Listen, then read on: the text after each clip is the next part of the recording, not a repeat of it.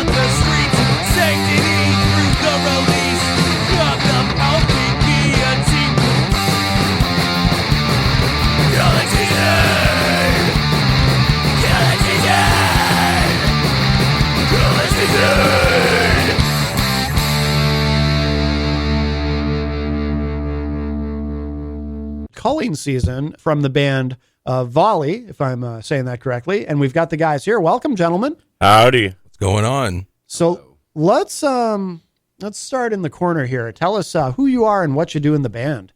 My name is Sean, and some people know me as Skeet Three Pan, which is it's a long, stupid story, but which I will ask you about because I'm very curious. Fantastic news.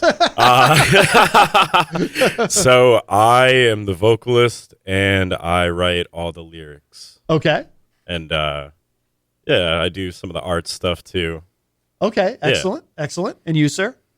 My name is Dane. I'm the guitarist in Vauli and Vauli's newest member. Oh, okay. Well, congratulations. He also goes by DB Pooper. That's correct. Okay, which I will ask you about. And you? Jonah.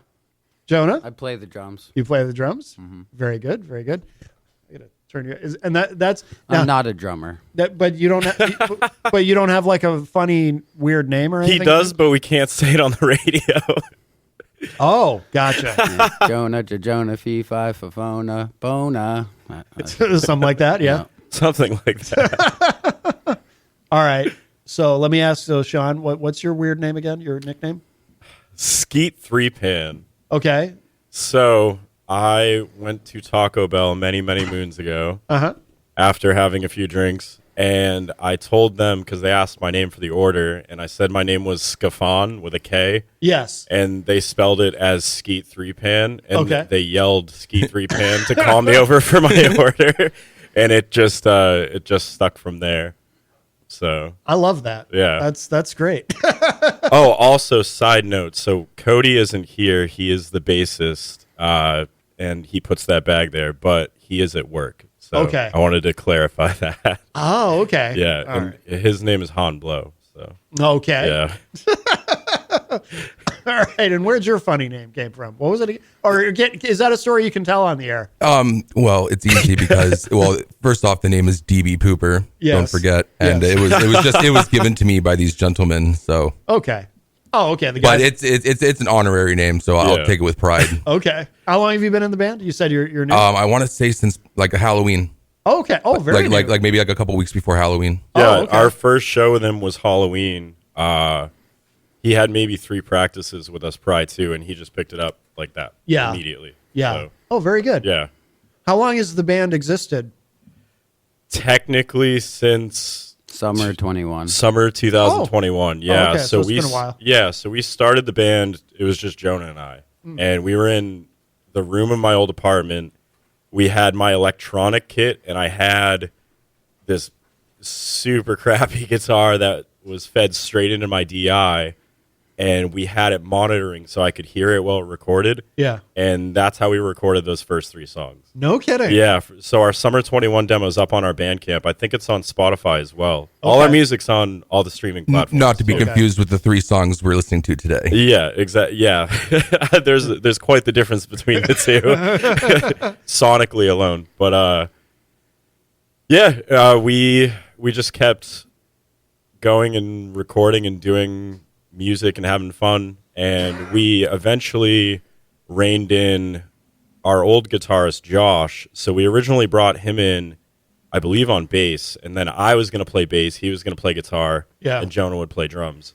And he really reined us in, because when Jonah and I play together, we just play as fast as humanly possible. Yeah. Yeah. So Josh was kind of our metronome.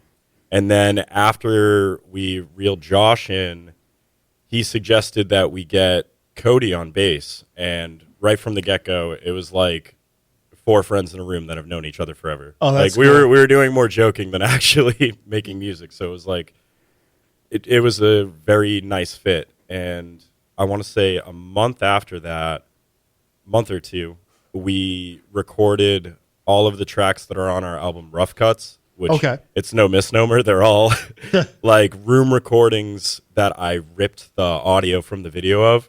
So they're not. Wow. Yeah. I bootleg all of our music. That's very punk rock. It really is. So Jonah actually had this huge cassette deck, because we put all our music on cassette. Yeah. Like we hand did it. And wow. Yeah, that's a whole thing. But Jonah and I were using his cassette deck, because mine, I just have like the little single cassette one you'd bring to like a college lecture in the 90s.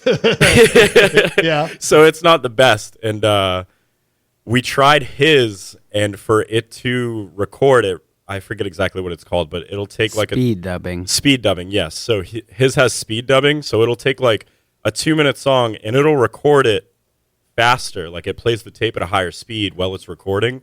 Yeah? Yeah. So, but when it does that, you can actually turn the volume on and listen, and it sounds like the Chipmunks. It's amazing. Yeah. Yeah. But Vauli and the Chipmunks. Yeah. I've heard of that, speed dubbing, but do you lose quality when you do it that way, or does anything? I would imagine. Yeah, I would definitely imagine so, but we weren't exactly. There wasn't much quality to lose. Yeah, exactly. So Jonah had an idea a while back that we would take, like, because I record to cassette from a line out on my computer directly into the cassette player. Okay. Yeah, so it's it's a little janky, but he had the idea of doing that and then just continuing to record from cassette to cassette to cassette, so it just loses more and more quality. Okay. Until it's just like jarbled air. Yeah. Right. So we do want there to be some quality to our music where it's like you can listen to it. Right, but of course. we don't need super ritzy recordings in like a $3,000 per hour room. We want it to sound as true as it can. Yeah. Because we're not those type of people.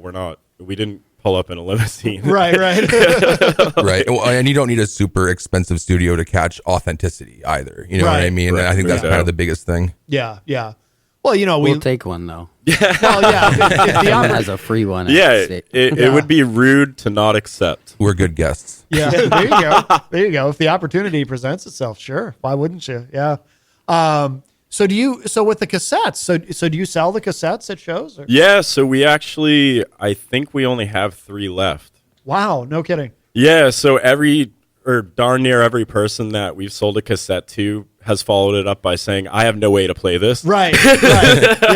Yeah. And almost all the people who didn't buy cassettes said, I have no way to play this. Right. But I think the 2 people we've given cassettes to actually had cassette players, and we're like, oh, you can just okay. take it. Okay. You're not going to use it as a paperweight. Yeah. It also works great as a tchotchke. Yeah. It's a phenomenal tchotchke. Yeah. So I found a briefcase on the side of the road. There was a moving sale in this like ritzy neighborhood, and they had a briefcase. They had a huge table of free stuff, and I opened the briefcase up. There was like 70 blank cassettes in it.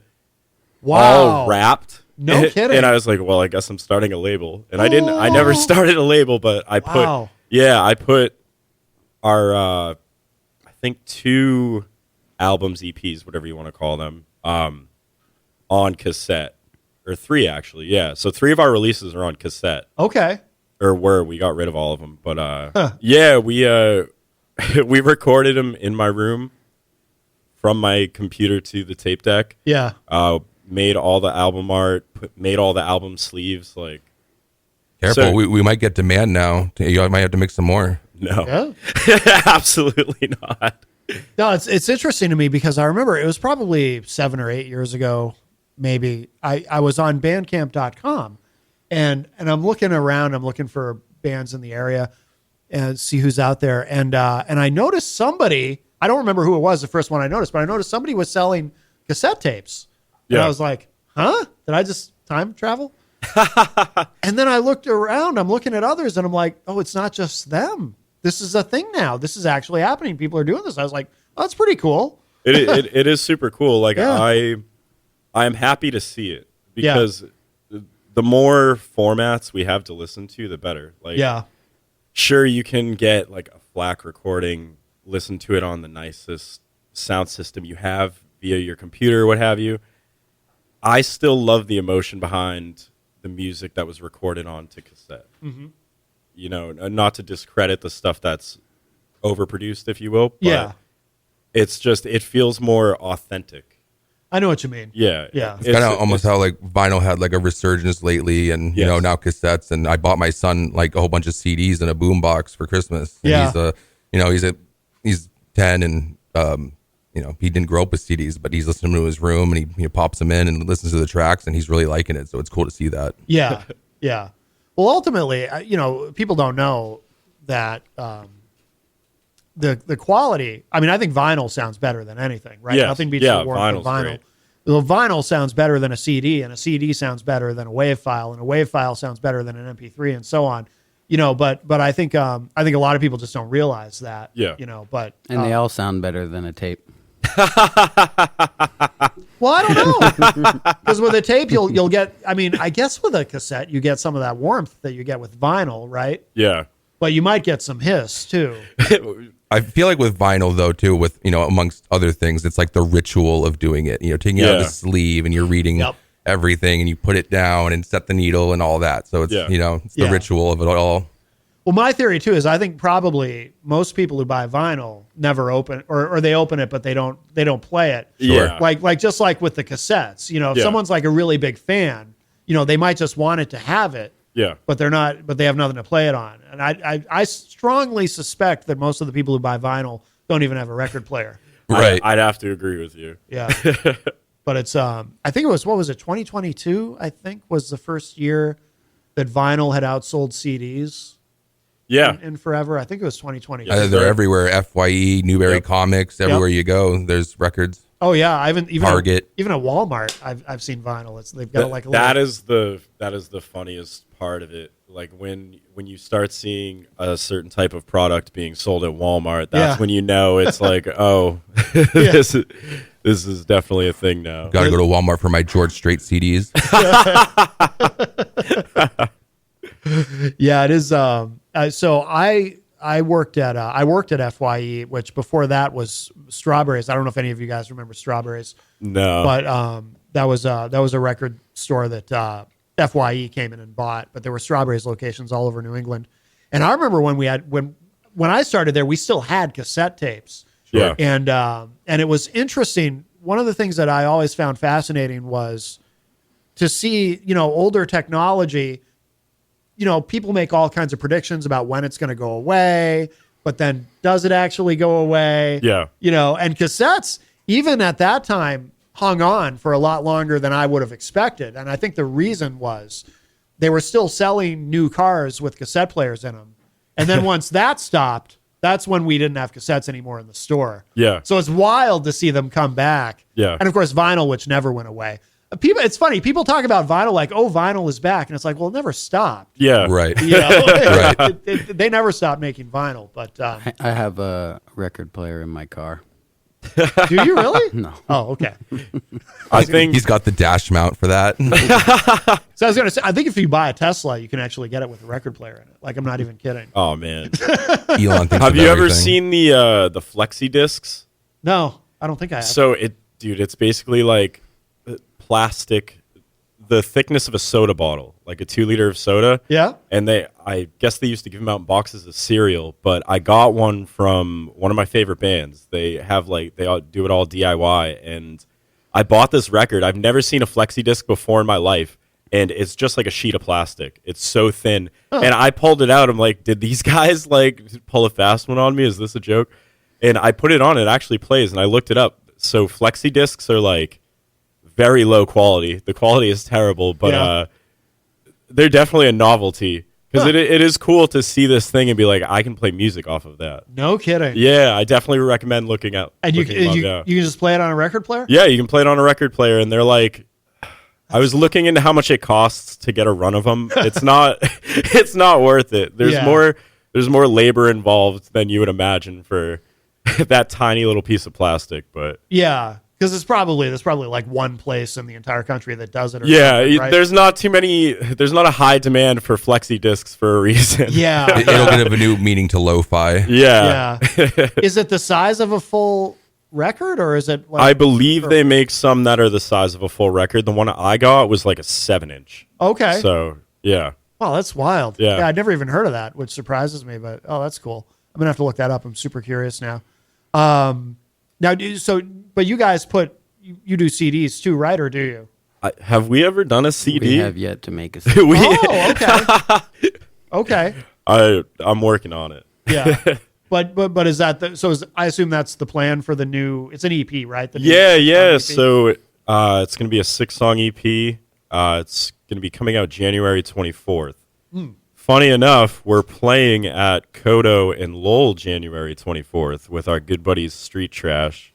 Okay. And the Lipstick Boys, the Lipstick I believe. Boys, And yep, the Lipstick Black Boys. Hatch. And yes, the Black Hatch. Oh, yes. So that should be a good time. I think it's going to start at 9. It's on our Instagram. But yeah, 6-song EP on the way. Very good. And we are going to put it on CDs. Okay. Yeah. Theoretically. Realistically, it's going to be a CDR that we burnt it onto, and I just wrote on with Sharpie on it like, this is it. But yeah. I'm a big CD fan, so I'll definitely be getting one. However, that needs to come to fruition. That'll be $5. Okay. I love the CDR idea. Yeah. Well, I've done it before where I printed out it's like a sticky label you can put right on top of the CD. Yeah. So I can make it look a little more professional. Yeah. Yeah. But oh, that's funny. When I first started doing this, because I started, when did I start interviewing bands? Like back in 2008, 2009. This show hasn't existed that long, but I was doing it for a while before I was at WMNH.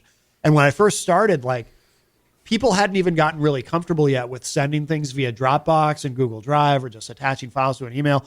And occasionally, like, guests would show up. The move was they'd have a CD that they burned with the music on it that they wanted to play, and they'd write on it with a Sharpie. And then it wouldn't even be in a case. Yeah. They would hand it to me. They'd put the CD on their finger and be like, here you go. I've heard you tell this more for sure. That drives me crazy. And that would happen all the time. Well, if you have kids too, like, with like any like Xbox or PlayStation disc, like if it's not in the machine, that's the last time it'll be in the machine. Right. It'll never work again. Right. Yeah. So Good luck. it's nice to have technology to, we actually have a CD player here, but the only one who ever, I don't know if you guys know Rob Azevedo. He hosts a show here called Granite State of Mind, and he uses it, but he's the only one. I've never even used a CD player. That's sick. But the technology is wonderful to have. So where did you guys record? So the new EP, the 6 songs, and did you record it the same way you've recorded everything else, or no? So we actually we bucked up and started paying for studio time instead of just recording it with a crappy camera in the garage. Yeah. So we recorded it with our good buddy Axel. He helped us bang it out. It took Axel. I only know one Axel around here. Axel Bagley. Yeah, the very same. The very same. Yeah. Yeah. He's a great guy. Yeah, he as I told him several times, he's an absolute wizard. Yeah. No, he is. We love Axel. Yeah. So if he's listening, shout out to Axel. For sure. Or more specifically, Pacifico. He'll know what I mean. Pacifico. Yeah.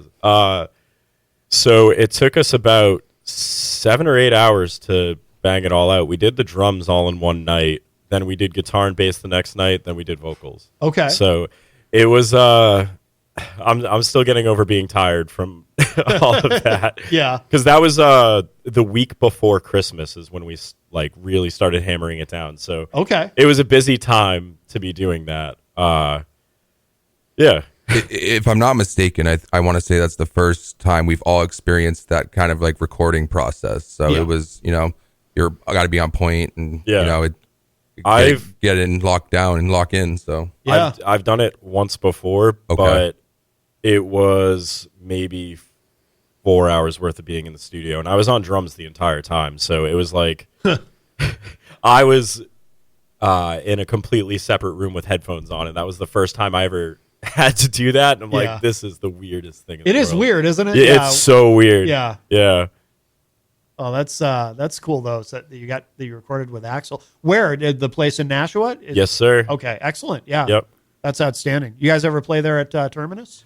So I have been talking to another shout out, my good friend Sim. So she just started Sincere? Yeah, the very same. Yep. Your people know my people. Oh yeah. It's a small scene. Yeah. So she reached out to me recently about potentially getting us booked there in 2025, and I am quite excited. Yeah. Because my old band actually used to practice there. Oh, no kidding. Yeah. What band?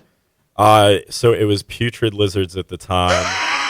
And then that's a great name. Yeah, we went through several name changes. It was certainly an interesting period of my life. Putrid Lizards strikes me as the kind of name where you're probably pretty safe that somebody else isn't gonna, come after you and say, "Hey, we already have that name. We're gonna sue you." Right? Am I right? Yeah. Yeah.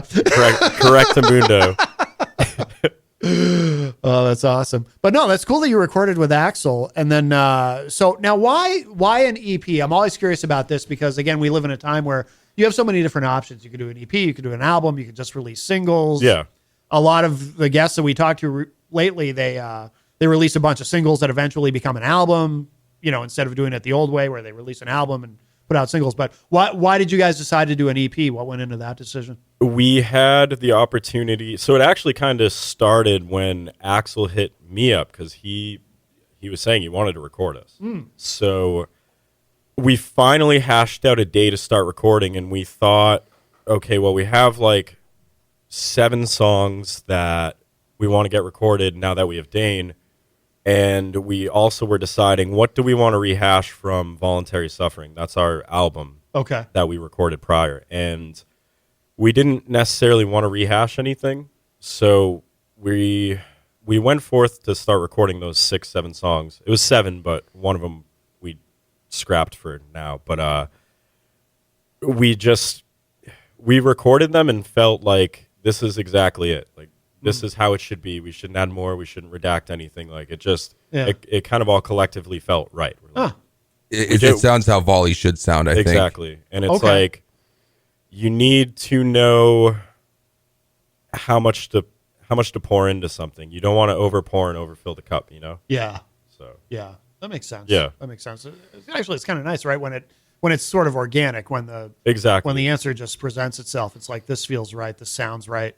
Yeah, exactly. It should be fun, and you don't want to get to a point where you're agonizing over every silly little thing that's going on in the recording thing too. I mean, we want to rock out and we want to sound good, but we're not gonna lose our minds over it. Right, yeah. No, that makes sense. I don't know what the difference between an EP and an LP and an album is, so I'm glad Sean answered that question. Oh yeah. I don't know if he really answered it or not. I don't know anything. I ramble, dude. I think it's very subjective, like, because, you know, especially in punk rock, you have like 9-minute long songs. Right. So is the standard set on the amount of tracks, or is it set on the length in terms of, You know, I never thought about that. Or is it a beginning to something else that's going to come out? because Right. you can have like, you have these crazy Norwegian black metal bands that have songs that are like 13 minutes long. Right. And they have 3 songs and they're like, I'm not going to do death vocals on there, but just to picture it, but it's like, this is an album. Like, Right. dog, it's 3 songs.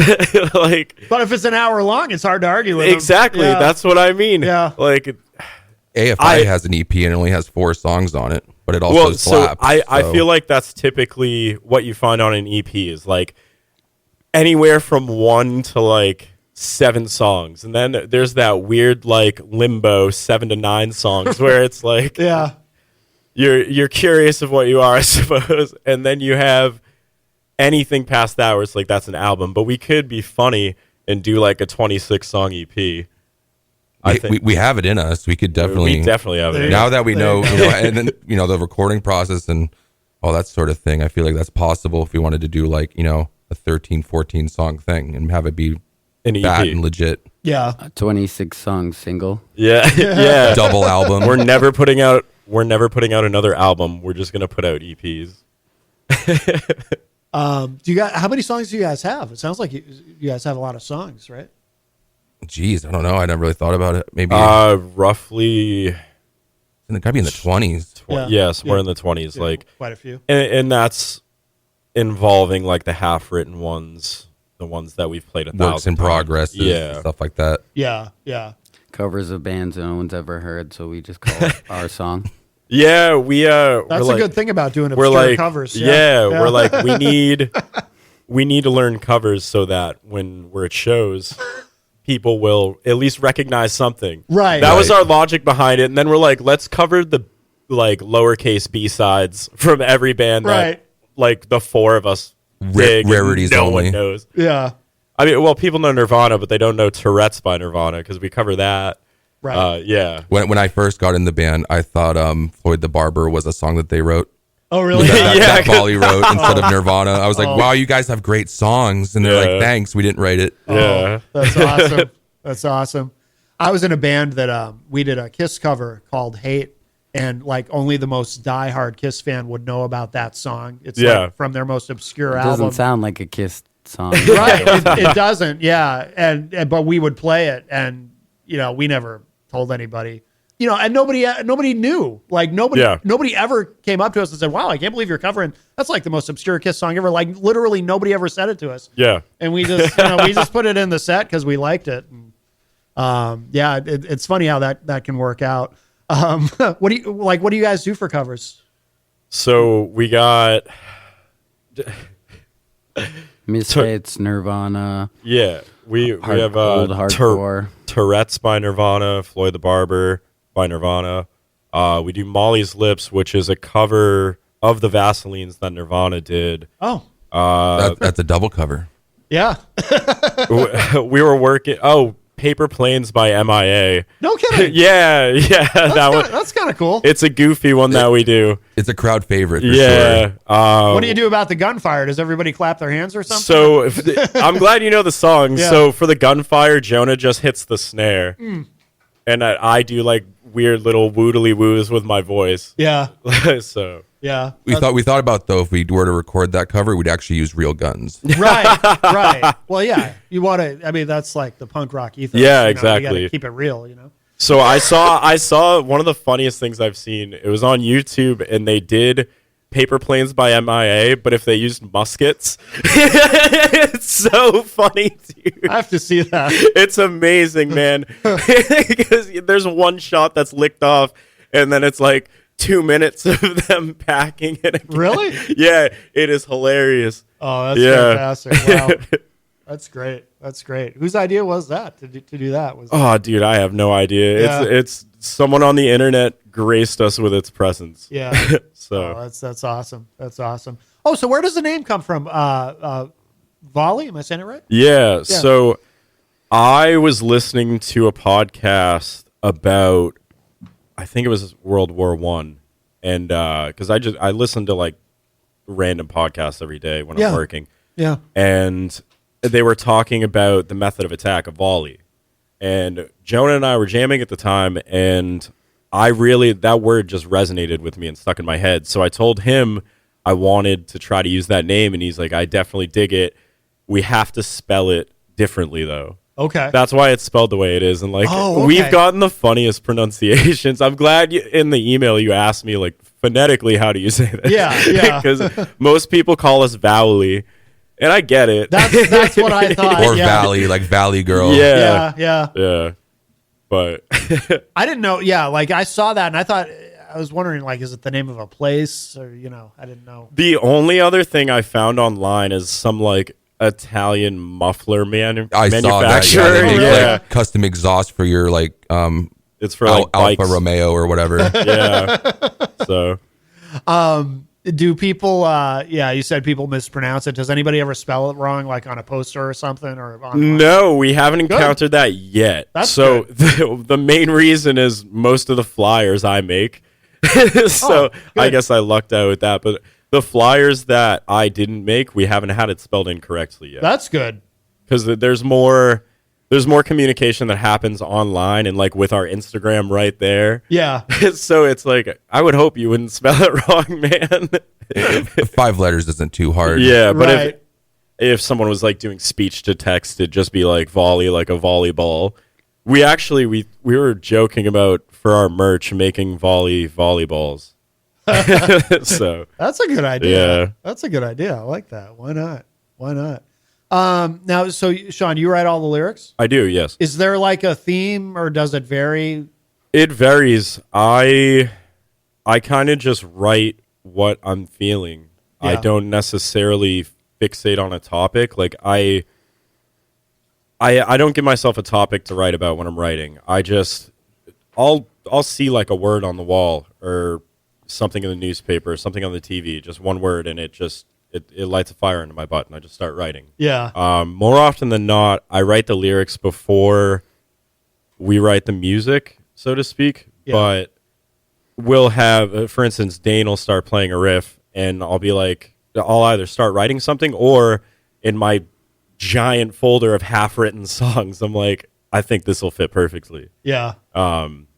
And I have because I have massive ADHD, so like I literally have like 1,000 notes in my like lyric folder. I've seen him scroll through it. He has a lot in the chamber. Yeah. He's got a lot to say, which is cool, Yeah. you know? Yeah. But we typically it's more, I suppose there's a darker vibe to our songs and whatnot.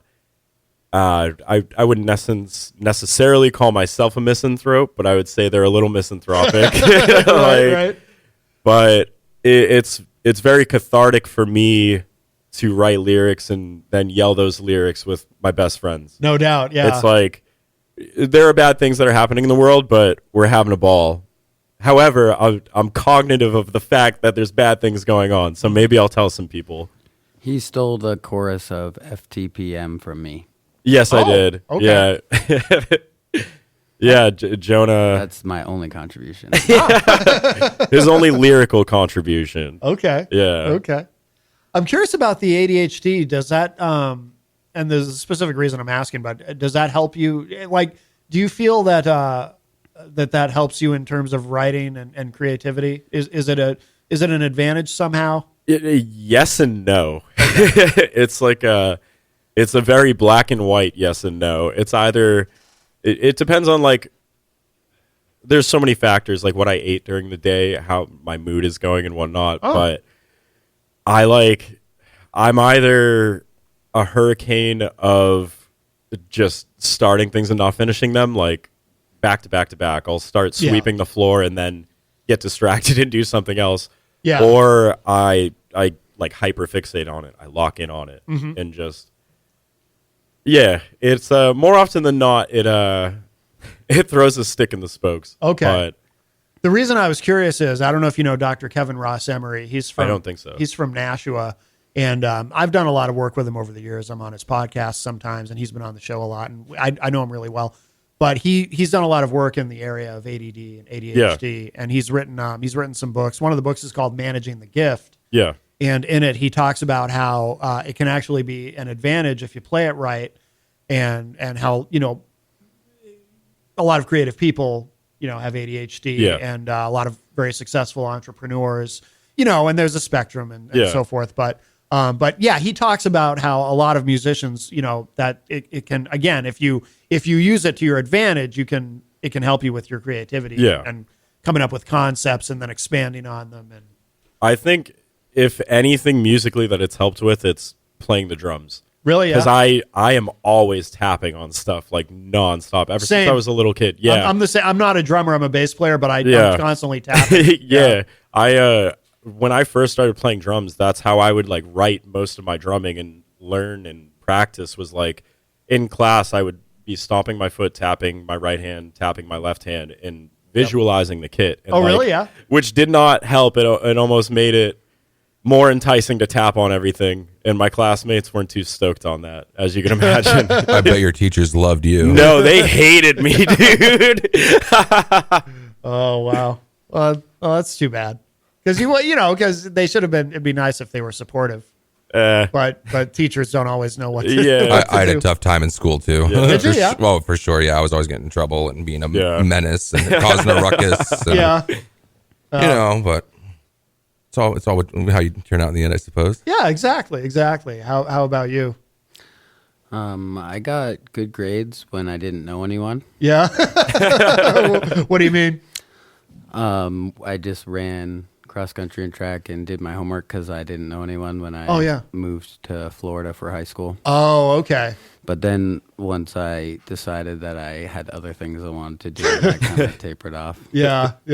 Oh, that makes sense.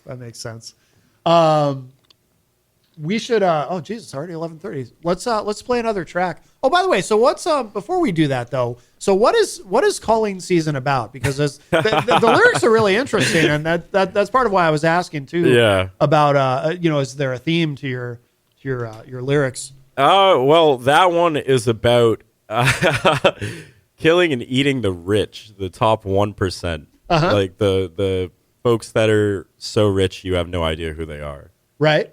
I approve. Yeah. I'm not of literally doing that. I just approve, but I approve of the concept. Yeah. In Minecraft. Right.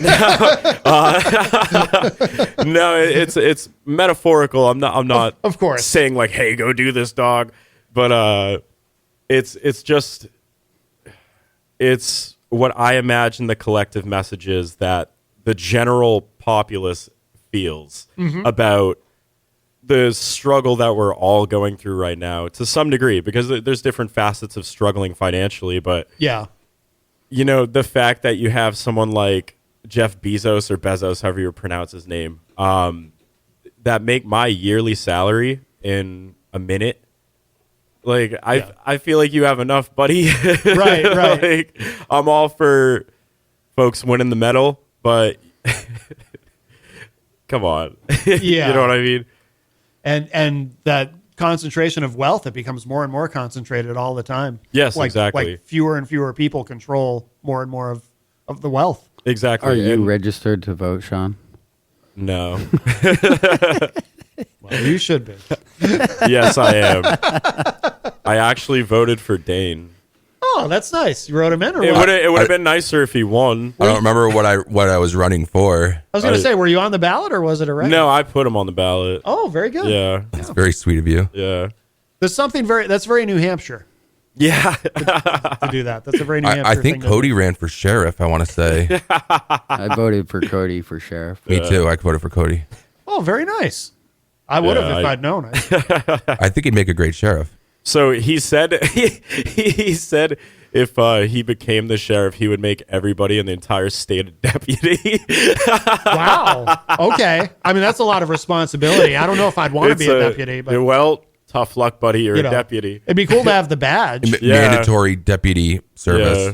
It'd be hilarious if everybody in an entire state was a deputy. Watch out, Massachusetts. I feel like that would not be very New Hampshire. That would be more like Utah or something. Yeah, I could see that. Where you just deputize everybody. Yeah. Everybody's a wife in Utah. Yeah. Yes. More wives per capita. There you go. That might be a lyrical idea. You could do something with that. Well, let's play this track, Static. Anything we should know about this before we play it? If you come see us when we're playing this live and you don't yell along to the part that you'll know what to yell along to once you hear it, I'm going to be pretty sad. Okay. All right. Fair enough. Check it out. This is Static. The band is Vauli, and they're here with us live in studio.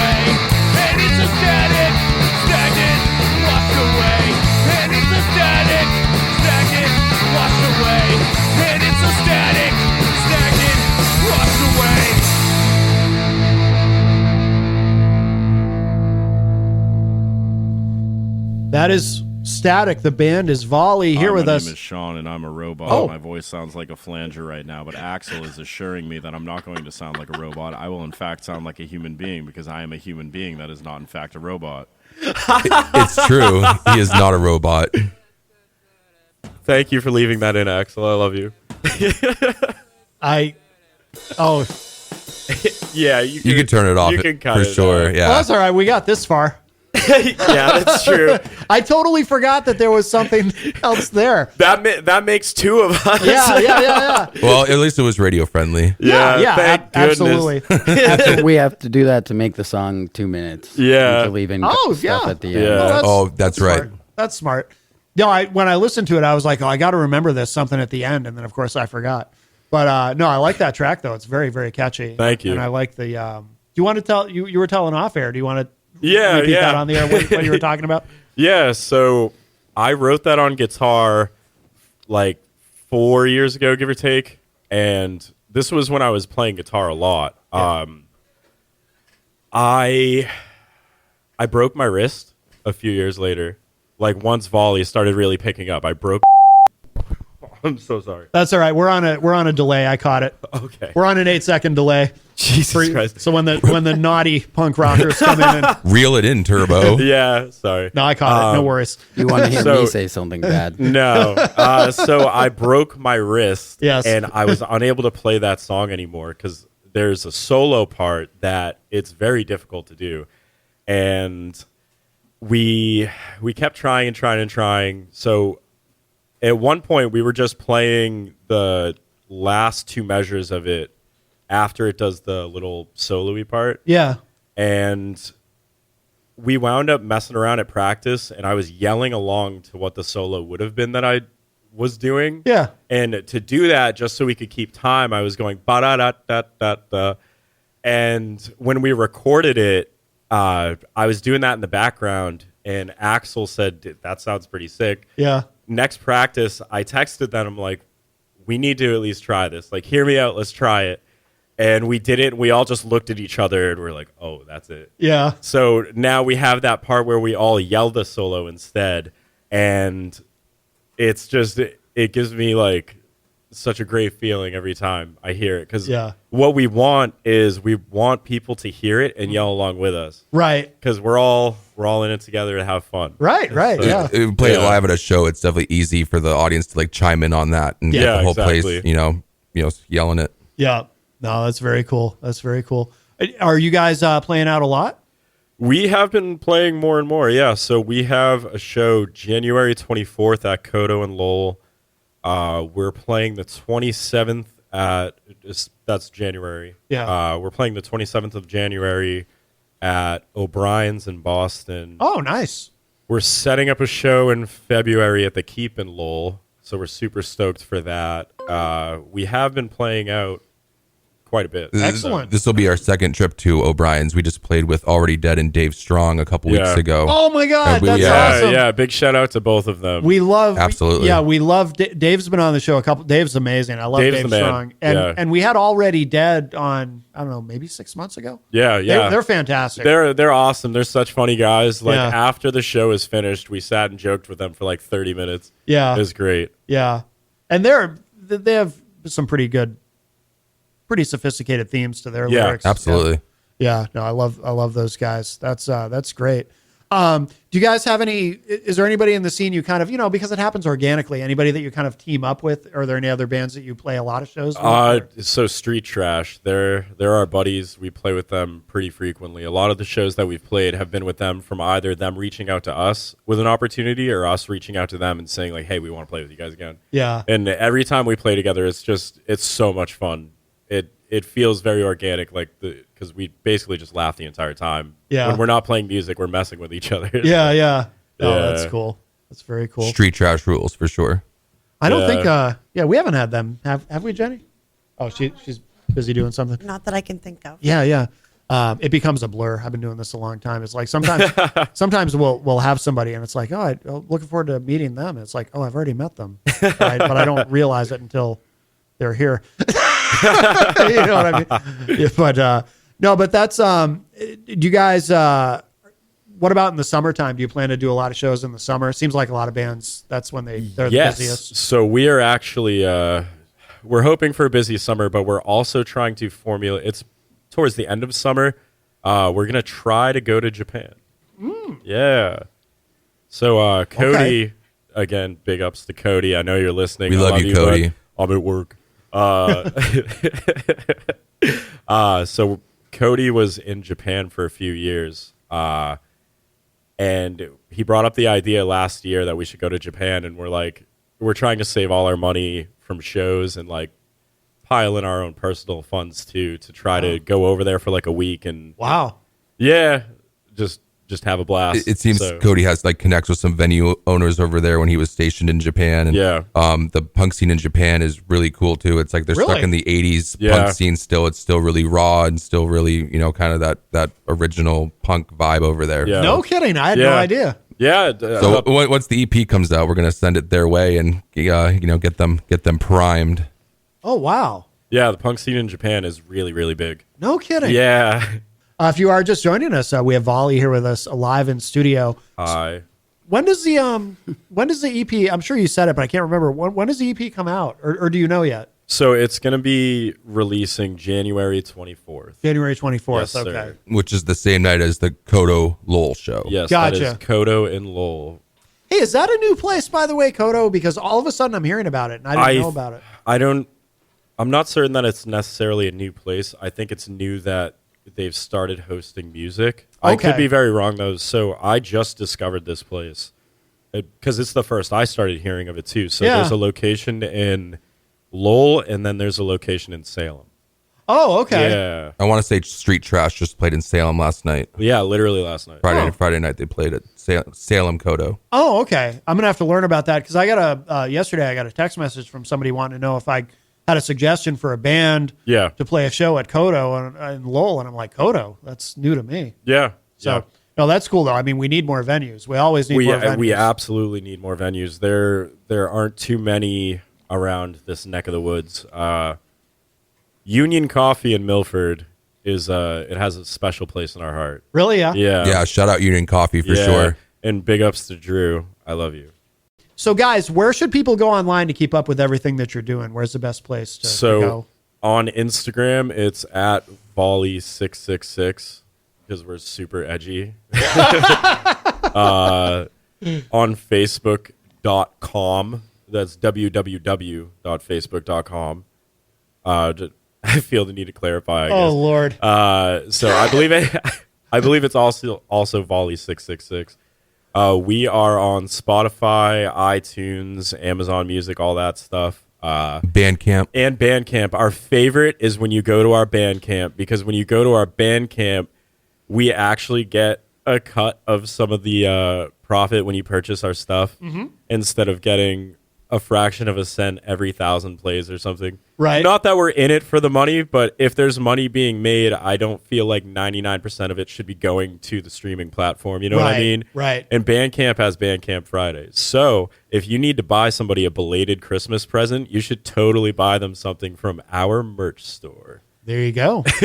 There you go. That's www.volley.bandcamp.com. Did somebody tell you guys that that's my pet peeve? The www. No, No, that's awesome though. It's a lot of people's pet peeves. That's why I did it. Dude, I've been upset about that for 20 years. Like literally 20 years ago, I was going, why do I still hear radio ads where when they give the website they say www? Why? I could have said worldwideweb.volley.bandcamp.com. Is that actually what that stands for? World Wide Web, yeah, dog. Yeah. Okay, Yeah. I heard. I had heard that. I just wasn't sure if someone was just trying to mess with me or not. It sounds too perfect. I swear to you, 20 years ago, I was complaining about it. Like, why do people still say that? It's a rightful gripe. There's no need to say it. What about HTTP // You forgot the semicolon. Well, I appreciate you guys coming in. This has been great. Thanks for having us. Absolutely, we will do it again in the future. All right, so we will end with this track. This is called Sleep. The band is Vauli. Again, guys, thank you so much. Thank you. Good night. Bye.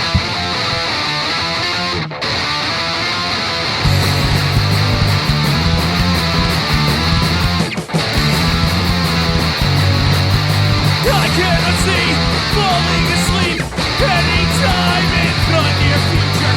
Social disease, rewire me, figure of speech for anxiety. Lions they leap to peace on the sheep. Then I try to count before they are funny. And in the dawn, my eyes have no shut. I won the lottery jackpot of lethargy.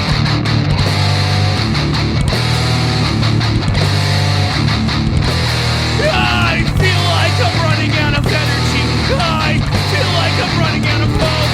I feel like I'm running out of energy. I feel like I'm running out of hope.